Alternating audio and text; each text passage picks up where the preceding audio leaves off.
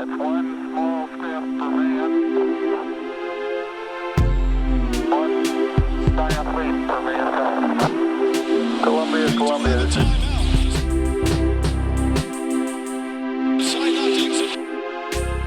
Houston, AOS, over.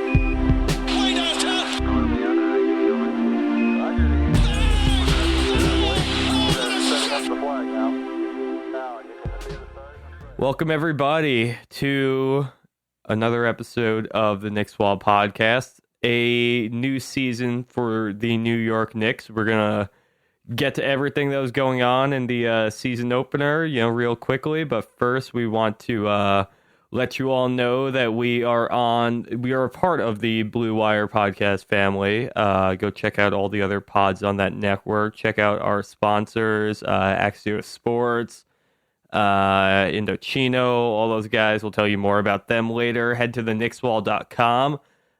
We just had the season preview roundtable go out today, featuring pieces from literally the entire staff of the Knicks Wall got in there. So, find out where we're out collectively and individually. Just head over to the knickswall.com. Subscribe to us on iTunes, subscribe to us on YouTube, subscribe to us everywhere. It doesn't matter. Just keep doing that. Keep plugging away. Thanks to everyone out there for listening. And yeah, so the really weird game to get things started for the season, but the Knicks did ultimately end up falling to the Spurs 120-111. Debut for the new uniforms. Before we get into anything here, what's your take on the uniforms?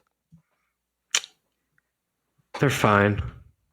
These are the new icon editions, I believe, is that statement? Statement. I think it's a statement. They're the statement. New statement. Okay. They're fine. They're fine. Our jerseys are just so boring. Yeah, you're on the boring bandwagon. Yeah, I just don't. I don't hate our jerseys. I don't hate our uniforms by any means. I do think they're in the upper echelon of the league-wide uniforms. Objectively speaking, I think. Yeah, I would say the standard whites and blues are pretty. They've reached some sort of icon level at least. I would say, especially since the newest redesign, they've stepped up there. But yeah, I'm a fan of these only because I like the white lettering and numbers. Like I've kind of been wanting to see if they could do something with that for a little bit now. The blue is like a little too electric. It kind of looks to me. I don't know. Maybe that's just like my TV or my eyes, but they're fine. I think I was getting pretty tired of the old statement jersey that had been around for the last 2 years. So this is a good path in like a different direction. We're still hoping that they end up going for the late 90s jersey that they teased out over the summer too. Once they break out that city edition. So, but anyway, enough about the jerseys. Let's talk about the game here. Where should we start? Do we just want to start with RJ Barrett? Do we want to start with the starting lineup? Maybe that's a good place to go because David Fizdale, gave us just weeks of nothing when it came to the starting lineup, or, ever since preseason ended, he said he hadn't decided on a starter. We had no idea what was going to go on with the three-headed race at point guard, and ultimately none of them ended up winning out because RJ Barrett was our starting point guard tonight, along with Allonzo at the 2. We had Marcus Morris, Julius Randle, Bobby Portis with Mitchell Robinson out. And that lineup did not look like it gelled. Like RJ just looked overwhelmed at the point. He was, throwing passes that were, either getting tipped or intercepted, and it just I don't know. You finally get this prized player. You get this, pretty prototypical 2-guard, 2-3 tweener who's going to be like, can get to the rim, is going to be a scoring machine, and he's got some playmaking chops, sure, but you're going to put all of that on him in his first NBA game against the Spurs, who are basically just the model for we're going to shred young developing teams up and give them, a run for their money, no matter how different our roster looks. I don't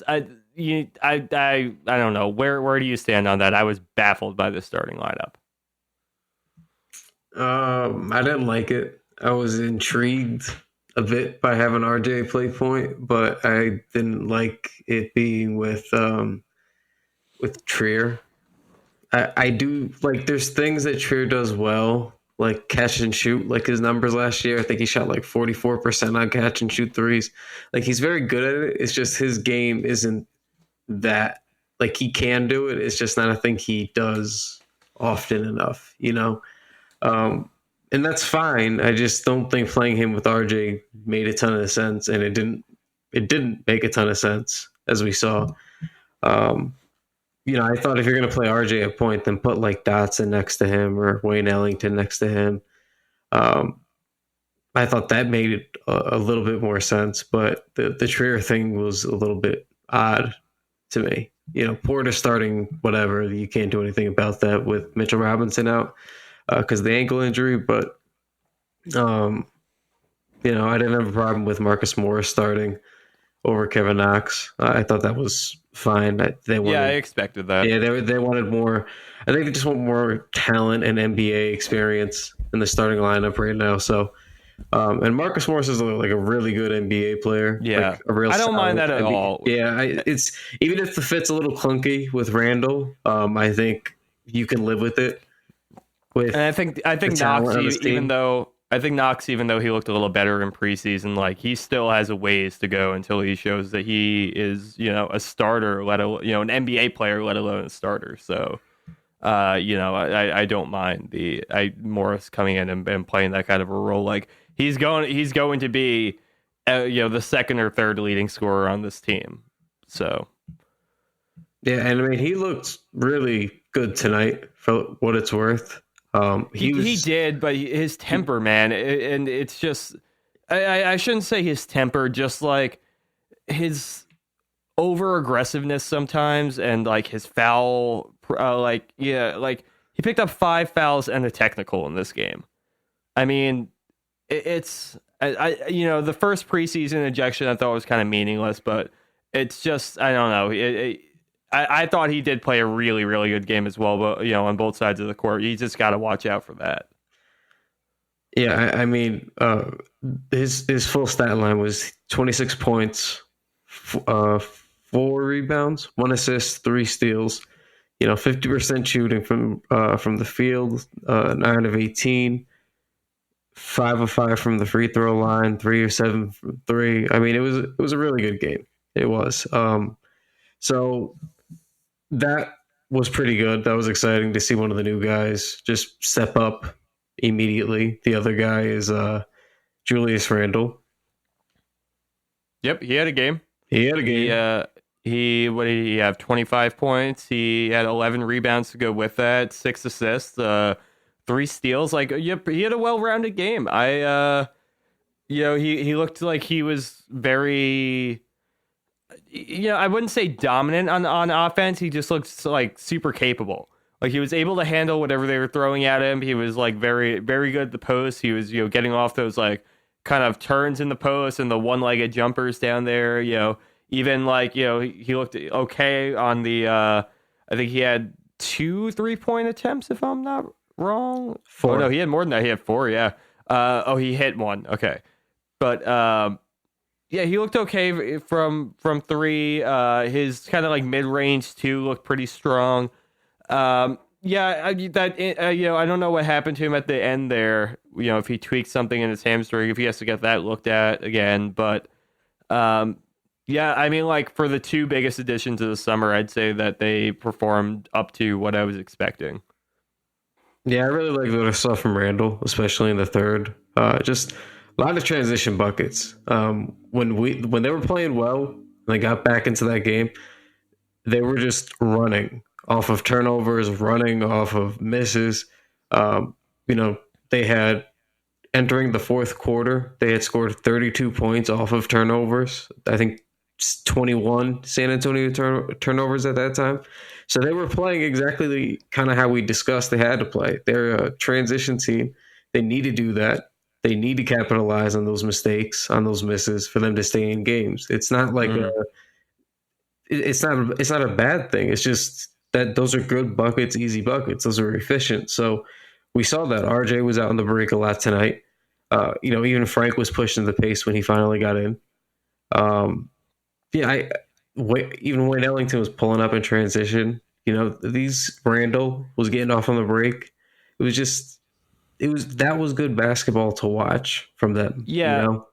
I thought that there were moments of there were flashes of some brilliance on how to get the ball up and down the court, how to, keep running together. I thought that there were, we saw quite a few steals, and, Peyton had a lot of them, and there's different things about what he did tonight we can talk about too.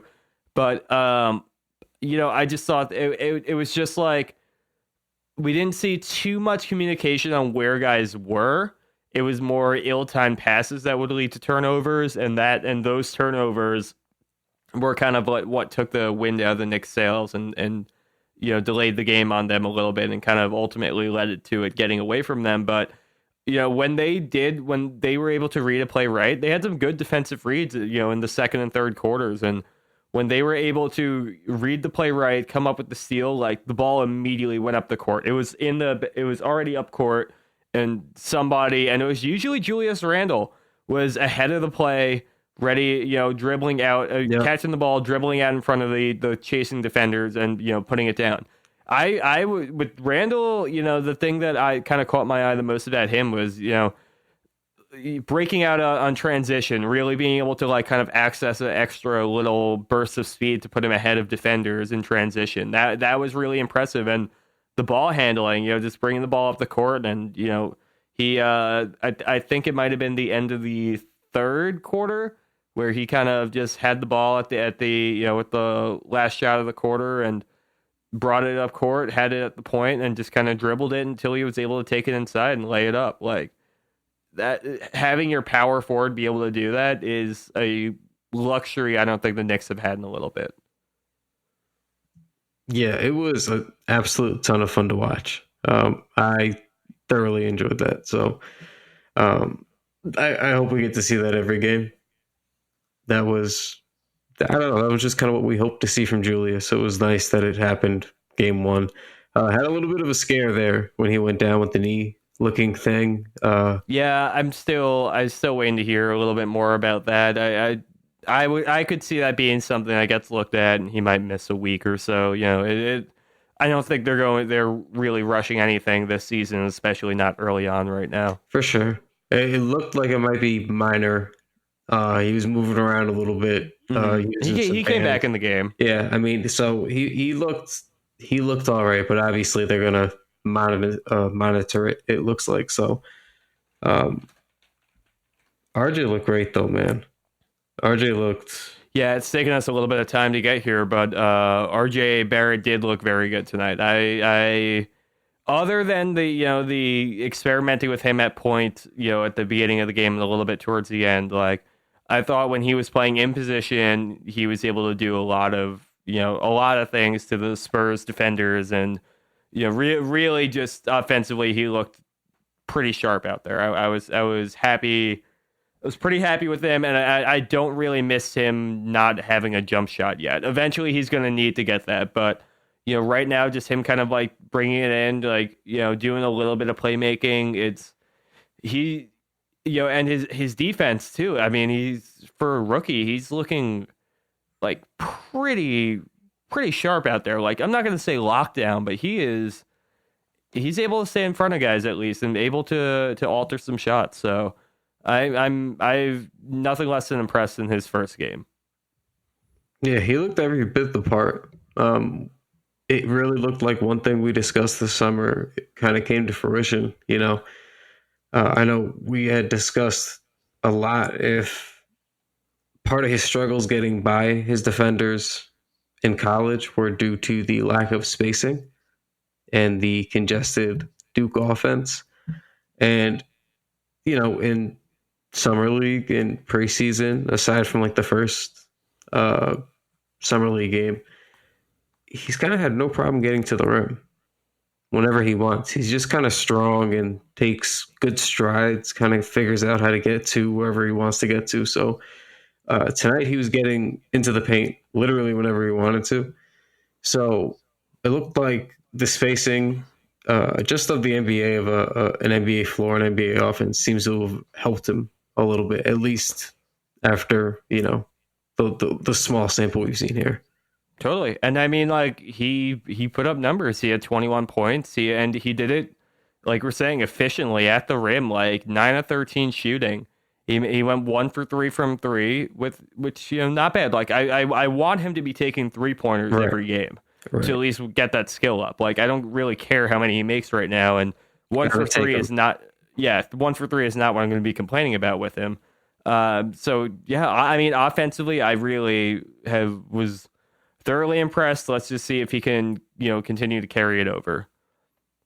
Let's see who else should we? Let's talk about Elfrid Payton a little bit. So the Knicks obviously start RJ Barrett at point guard tonight, and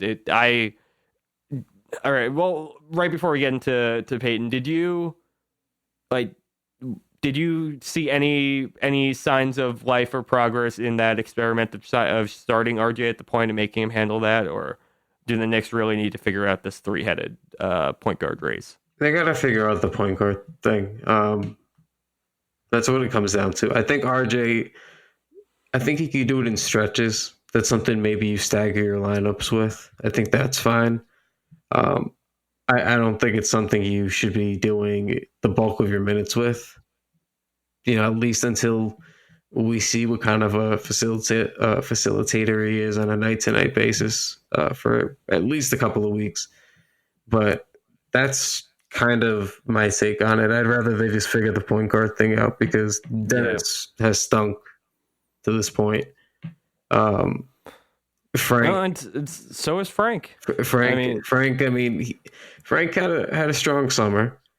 He had a pretty good preseason, but there wasn't a ton of scoring. It was just more playing very good defense again, which we didn't see consistently last season before the injury. No, it's true. And he played 3 very bad minutes tonight. Yeah, and he did not play too well. And his box score tonight was 3 minutes, 1 steal, 0 for 1 field goal, and -6. 2 turnovers, -6. So those 2 turnovers is kind of what's getting me right there, because those 2 turnovers were really kind of the catalyst for that Spurs run that saw them go 18-0 at the end, towards the end of the game, and led to the Knicks losing what they were kind of building into a pretty decent lead, at the beginning of the fourth quarter, and that was really a lot of that had to do with when Elfrid Payton came in. It really did seem like there was a pretty noticeable shift in how quickly the Knicks were playing and getting the ball up the court, and he had 5 steals tonight. He had 8 assists, and 11 points. Like he had a lot of triple doubles last season, and some of them were just kind of glamour stats and everything like that. But overall, I thought that tonight he kind of made a pretty big difference in at least kind of changing up the pace, getting the Knicks out of a funk, getting in the right position to pick off passes. And to me, when you're considering that point guard race right now, I'm just, I want Dennis Smith and Frank Ntilikina to succeed. Like, both of them, for multiple reasons, I want them to, at least become valuable NBA players. But right now, I mean, if you want this starting lineup to look like it has any kind of consistency, I feel like you got to start Elfrid Payton. Yeah, it really does pain me to say it, but I agree. He played really well tonight. You got to give it to him. I've been against him starting. I still think I'd prefer to see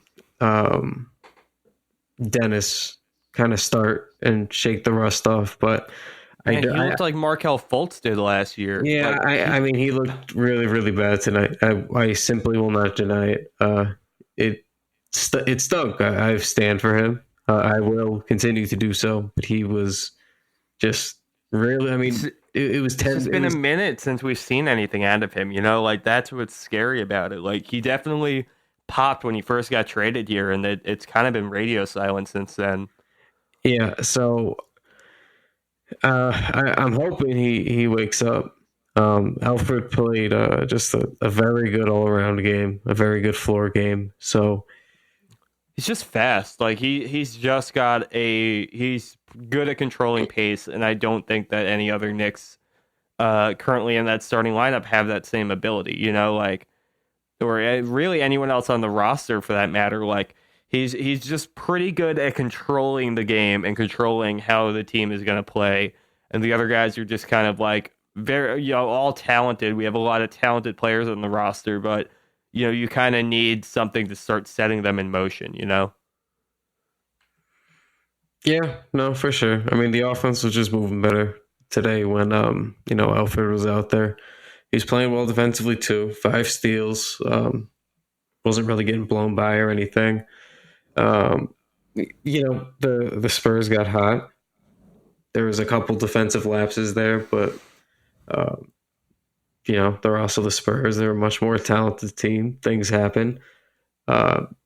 They generally responded every time the Spurs did with a run, until it just got a little bit too much at the end. So I don't know. I didn't hate it. I'm pretty I wouldn't say impressed, but I'm okay with what transpired tonight. I'm okay, but I'm also like I thought there were I just thought it was really up and down, and I thought the Knicks didn't have a lot of control. We talk about really Elfrid Payton being the only one who had control, but he wasn't exceptional at points in the game either. I mean, he had 5 fouls to go with that. He didn't have any turnovers, which is kind of surprising. But the game was definitely a little bit wily, and with all the fouls that we're getting, that they were taking on, with all the turnovers and the ways. I mean, the Spurs are a very organized team that when you give them opportunities, they're going to pounce on it.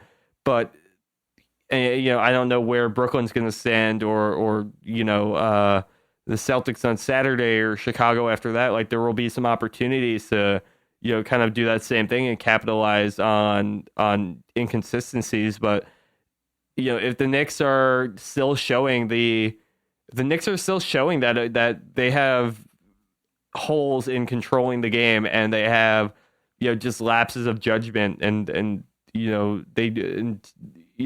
some of the areas of, I guess, pride that they could take away from this game don't carry over. Like those are playoff teams who are going to try to pounce on those opportunities. So I am, I suppose, optimistic right now that there's at least things that we can work on, or the team can work on moving forward. But I would be lying if I didn't say that I am pretty certain that they're going to have just an irredeemable blowout in the next couple of days. I mean, yeah, it's not. It's still, yeah. Look, we know it's not a very good team. It's possible. Kyrie scored 50 tonight for the Nets. He had 50. Yeah, I saw that. 58 and 7. I mean, so things might go bad given the point guard situation. It is what it is. We'll see what happens.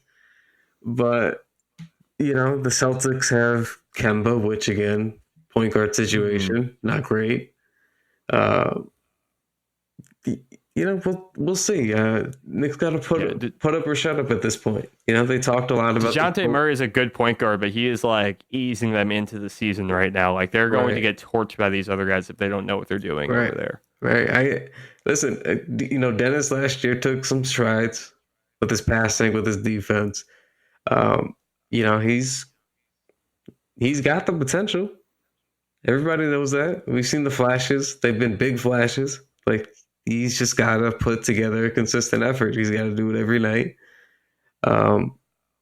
We know the talent. It's there. We know the kind of point guard he could be, the guard in general that he could be. you got to show it every night. Like, you just can't. This is year 3. It's time to put up or shut up. So I have a lot of faith in him, but he's got to show it. Yep. All right, Kyle, we are going to hit on a couple of more guys from tonight's game. We'll go a little bit more in depth about the other games the Knicks have coming up on the schedule before we'll talk to you all again. But first, I want to tell you guys about a couple of our sponsors. Following a team you love in 2019 can be time-consuming, and trying to follow everything happening in sports is almost impossible. It is impossible. It just is. Scrolling through every app, visiting every website on a daily basis, that is also impossible, and that's why I subscribe to Axios Sports. It's the best free daily newsletter in the land. Axios Sports is a modern sports page delivered directly to your email inbox. When you sign up for free at sports.axios.com, you'll get the best stories from the NBA and NFL to cricket, ping pong, and everything in between. I can't think of obscure sports off the top of my head right now, but believe me, it's there. Axios Sports also highlights the most important stats and trends, giving you the ability to stay informed. It's super simple to sign up. And again, it's free. Sports.axios.com. Not only will you be caught up, you'll be the friend sharing an amazing link with your buddies. Join the 100,000 sports fans who get caught up on the day before it even begins. And best of all, there's no paywall, no subscription fee, nothing. This is free, curated sports content delivered directly to you. Sign up at sports.axios.com. Again, try for free 99 at sports.axios.com. And before we get back into it, I also want to tell you about our friends over at Indochino. Indochino, it was founded on the belief that you don't need to spend a fortune on a custom wardrobe. Everybody has those moments when you start buying a couple of suits and you got to get them for a job or an interview, or I think it's just kind of good to have a couple of suits laying around. You never know when you need them, and but that they add up. It ain't cheap, and if you're gonna drop some money, you want to make sure that your suits fit well. And too many times you get them off the rack and they just kind of end up looking like either garbage bags or just spandex suits. So Indochino wants to change that. They are the world's largest made-to-measure menswear brand. They make suits, shirts, coats, and more, and everything is made to your exact measurements for a great fit. The best part is that they are affordable. Almost all of their clothing is under $400 US. And the process is simple. You just choose your fabric, pick your customizations, and submit your measurements. Your package will be delivered straight to your door in 2 weeks, and you can get measured and design your own suit at your nearest Indochino showroom, or you can do it all online at Indochino.com. Start your style upgrade now with $30 off your total purchase of $399 or more at Indochino.com when entering Blue Wire at checkout. Plus, shipping is free. That's right. Indochino.com, promo code BLUEWIRE for $30 off your total purchase of $399 or more. It's an incredible deal for made-to-measure clothing. You really have no excuse anymore to wear clothing that doesn't fit. All right, Kyle. Before we dive more into some of the games on the upcoming schedule, I just kind of wanted to see if you wanted a quick hit on a couple of the other guys from the game. You can keep it brief, just kind of lightning round through a couple of these guys here. Start with Kevin Knox. I thought his shot looked really good. I thought, he scored 13 points, which was a hard benchmark for him to really get above 10 points last season. 13 points to go with 5 rebounds. Good shot. Horrible defense throughout the game, though. He was trying to, DeMar DeRozan didn't have a great game until the fourth quarter, and then just exposed Kevin Knox's lack of being able to stay in front of him, and was able to get a couple of key buckets for him at the end there. Kevin Knox he still looks pretty overwhelmed when competing against NBA defenders on the defensive end of the floor. Strong agree. I liked what I saw from him offensively. It was efficient. It was good. I agree with that entirely. Yeah, so for me that was a plus, just because that's the biggest thing for him, that he can control is being efficient and not forcing the issue, and also his effort on the boards, which tonight was pretty good considering he came off the bench, 5 rebounds off the bench. So I like this performance as a whole. I don't expect much from him defensively, unfortunately. Not to discount him for the lack of it, but if he's going to rebound consistently and score efficiently, I'll take what I can get in year 2. But he's got to work on the defense. We know he added a little bit of size. I think he gained 3 pounds on media day. That's what he was saying. So he's got the size for it. He's got the length for it. He's got a good body. He's got to be able to do it. So he needs to just continue to progress in that aspect, because he's not even close to being there yet. But at least offensively tonight, he looked good. Trier did nothing tonight. He played 7 minutes and literally had 0 stats to count for it. 0 for 3 field goal, 0 for 1 from 3, and a turnover. Not that he got a super long leash. I mean, Neil Canis was shorter, but Trier started the game and didn't see much action beyond that. Just kind of a unimpressive start to the season for him. It looks like some of his inconsistency woes from last year may carry over a little bit. One thing that's actually kind of been a little surprising to me is how inefficient Wayne Ellington has been so far this in the preseason, and tonight just hasn't been a reliable shooter, and that's kind of the only reason why you sign him. Yeah, it is literally his one job that he has to do. Like, it's not like he's a 3-and-D guy. Like, he is strictly 3, and it's just kind of frustrating when, obviously Barrett is going to be the priority at the 2 moving forward. The 2 and the 3, and of course you got Morris and you got Knox and in that same mix there too. But we didn't see any Damian Dotson tonight. That was surprising to me. Well, I mean, this is kind of what we were talking about with, someone's going to be the odd man out. And true. I thought Dotson played really well last year, given the circumstances. I was hoping he would get time this year, but, they did sign Wayne Ellington, and it seems like they value the shooting more than some of the, younger, Dotson's technically a little older, but from that younger rebuilding group from last year, Yeah, he's still it's still only his, 3rd year now? Yeah, I believe it's his 3rd year. So, I mean, came together. Yeah, he's still got, he is a little bit older, but he's still I thought that he took big leaps last season into growing into a, formidable role player in the NBA. And I'm just a little bit surprised that he's not, or hasn't, it's only game 1, but wasn't granted the opportunity to try to, attempt to showcase that a little bit more tonight.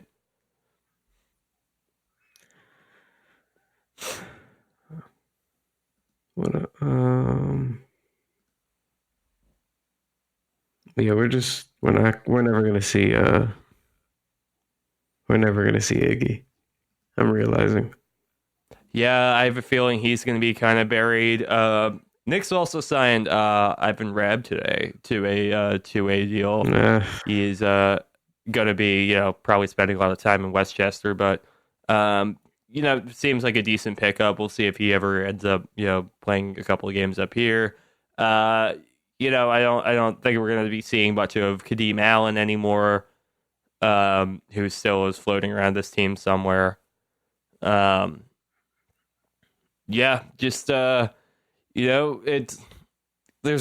not enough minutes to go around. Everybody knows this, and there's gonna be odd guys out, and we're not always gonna agree with who is the odd guy out, but we're just gonna have to live with it. kind of I can't wait for Mitchell Robinson to get back and get Bobby Portis out of that starting lineup where he just looks like such a liability. I mean, Taj Gibson doesn't look like he's got a ton left in the tank, honestly. I haven't been a fan of him through the preseason. And tonight, it's just, we kind of know. I think it's going to be a top-heavy team. I mean, really, when it comes down to it, I think we're going to be putting a lot of the load on, Marcus Morris, Julius Randle, and RJ Barrett. And, it's going to be kind of like whoever else can pitch in for the rest of the game, whoever else can help set the pace and especially defensively and with the, just kind of driving plays, like those are going to be the biggest thing to go with those guys. So, if somebody can kind of step up as like a consistent shooter or a, just kind of like a quality defensive player who can, be a consistent for the fourth and like the fifth spots in the starting lineup, there would be, it would be excellent. But right now, to me, it just seems like we're going to kind of live and die by those three guys. Pretty much, yeah. All right, so enough about this game. We have a couple more coming up on the schedule. We got Knicks and Nets on Friday. We kind of talked about Kyrie already and kind of like what we expect out of that. That's going to be at Barclays Center. We have the Knicks home opener on Saturday against the Celtics. And then Monday, they got a game against the Bulls. Are you looking at any particular like one-on-one matchups in those games? Any any kind of guys that are going to be going up against some Knicks players that you're interested in seeing how they compete against each other? Well, I'm interested to see if this RJ at point guard experiment continues. Because that's true, yeah. Because if it does, then I'm interested to see how he does against those two all-star point guards he has to deal with. And if not, and he goes with Alfred, we know RJ is going to start regardless. Then how is he going to do against like Zach LaVine, who's a 25 point per game type guy, 20 to 25 a night. And he was pretty damn good last year. So he's a handful. And the Bulls aren't a shitty young team. They're a good, competitive young team on the rise. I put them somewhere in between, honestly. I'm not super high on the Bulls right now. I'm not super high on them either, but there's a lot of young talent there too. So and for me, they have like the one bona fide guy. Hopefully Julius Randle becomes that for us this year. But LaVine's like a clear, could be a top guy, right. I think, in the league. Yeah. So top scorer anyway. But he's like an ideal like two or third, second or third best guy on like a highly competitive team. But on a team like the Bulls, like I think he does just fine as your first option. Yeah, so I'd be interested to see how RJ deals with that. So either way, like that's kind of what I'm looking at now, because I think he's been pretty solid through the preseason. I thought he was all right tonight. I thought he was pretty damn good in the first half, but hopefully that continues. Why don't let's kind of put a bow on it here, because this is what I've been kind of grappling with all day, and I want to know where you stand on it. Just tell me where you are on Fizdale right now. I'm seeing a lot of backlash after the preseason, and I think his indecisiveness when it came to the point guard thing and what eventually ended up happening there has kind of rubbed a lot of people the wrong way. Honestly, I'm feeling kind of... I'm probably feeling lower on Fizdale now than I have at any point of him being our coach. It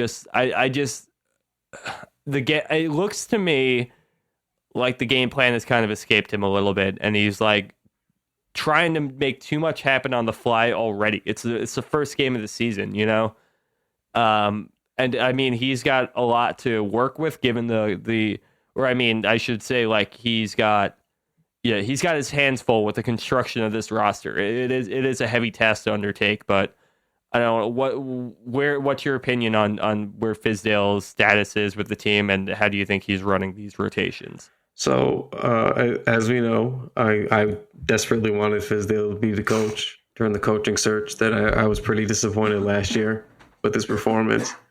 I was pretty low on him coming into this year because of it. You got to prove it now. And I really like what I saw tonight, to be honest with you. They were shooting a lot of threes early on. They were trying to get out in transition, like I was mentioning before. So that's what I expect from them. They're a transition team. They got to play to their strengths. They did. They executed. My big issue tonight was just the starting lineup. That was my only issue with Fizdale tonight. I thought if Dennis was going to be, if you knew he was going to play like shit, which he did because you didn't start him, I thought you should have just went with Alfred. You already started him a couple games in the preseason. I thought he played like shit in the preseason, but same thing as I said about Dennis. Like you got to play them.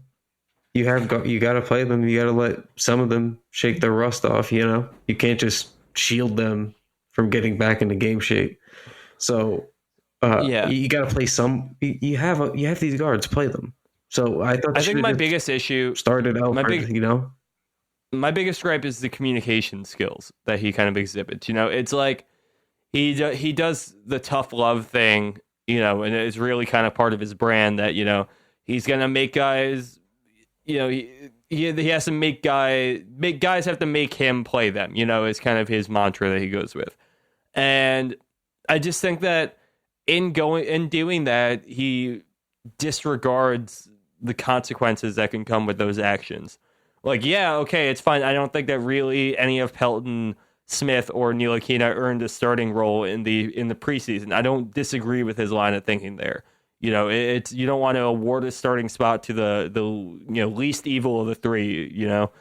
But at the same time, then you move RJ Barrett into the point guard position, and now you're playing you're arguably your best player both now and for the future out of position in his first NBA game against the most how I don't even know how you would describe the Spurs, just the most consistent team in just about NBA history. You're taking your point guard, you're putting him in a position that's unfamiliar to him, and you're playing him against a model of consistency because you're trying to prove a point to your point guards that they're not playing well enough and they need to earn that starting spot. It's just, I understand the rationale and his logic behind it, but he's just like, I just don't think he considers all angles, and that's kind of what frustrates me. And that's not, the Knicks really need to be careful with how they, design this rebuild, because they just keep on piling on top of each other. It's just one rebuild after another.